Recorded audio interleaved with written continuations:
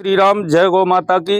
आज सभी भक्तों को गौ माता के दर्शन कराते हैं और गौ माता की सेवा करने से किस किस फल की प्राप्ति होती है, किस किस फल की प्राप्ति नहीं होती है, इस बारे में बात करते हैं। देखिए, गौ माता की सेवा करने से ऐसा कोई चीज नहीं है जो प्राप्त नहीं हो सकती हो, चाहे वो नवग्रह की दशा चल रही हो, चाहे घर में संतान की प्राप्ति ना हो रही हो, किसी को पुत्र रत्न की प्राप्ति ना हो रही हो, और यदि वो बुधवार को आकर के गौ माता को हरा चारा खिलाता है तो ऐसा गौ अंक में वर्णन आया है कि उसके सभी प्रकारों के दोषों का क्षय हो जाता है, सभी प्रकार के दोष नष्ट हो जाते हैं।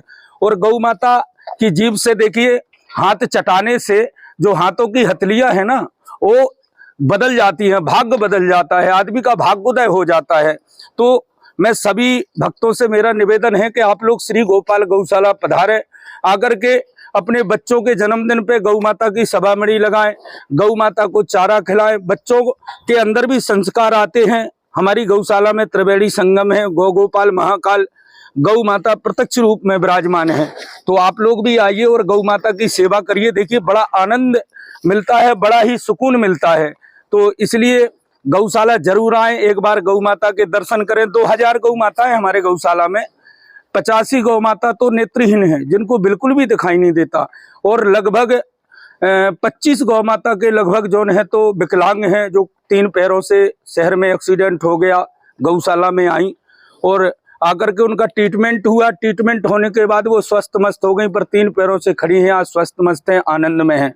तो आप लोग भी आइए, गौ माता के दर्शन करिए, अपने बच्चों को लेकर के आइए, उनके अंदर भी संस्कार आते हैं।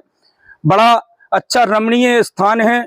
यहाँ आकर के ऐसे लगता है जैसे साक्षात परब्रह्म परमात्मा के चरणों की अनुभूति हो रही हो, इस प्रकार का अनुभव होता है। तो मेरा सभी भक्तों से निवेदन, और देखिए, किसी के भी परिवार में कितने बड़ा ही पितृदोष क्यों ना लगा हो, यदि वो 11 बुधवार आकर के गौ माता को हरा चारा खिलाता है तो सभी प्रकार के पितृदोषों का क्षय हो जाता है। इसलिए सब लोगों से निवेदन है कि भैया कृपया गौशाला पधारे, आकर के गौ माता के दर्शन करें और अपने बच्चों के जन्मदिन पे, शादी की वर्षगांठ में आकर के गौ माता की सभामणि लगवाएं, गौ माता को हरा चारा खिलवाएं, गौ माता को गोदनामा लें।